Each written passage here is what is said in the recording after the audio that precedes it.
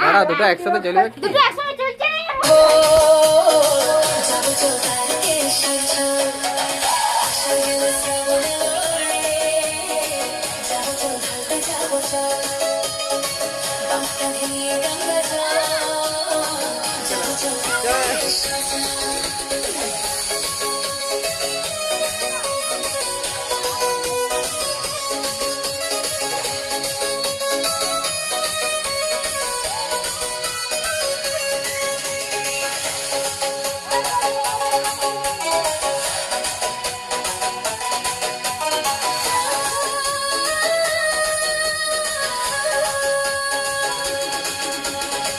সকলে দলে দলে একসাথে হেঁটে যাবো, ভোরে বম বলবো মুখে, দেখো ঠিক পৌঁছে যাবো।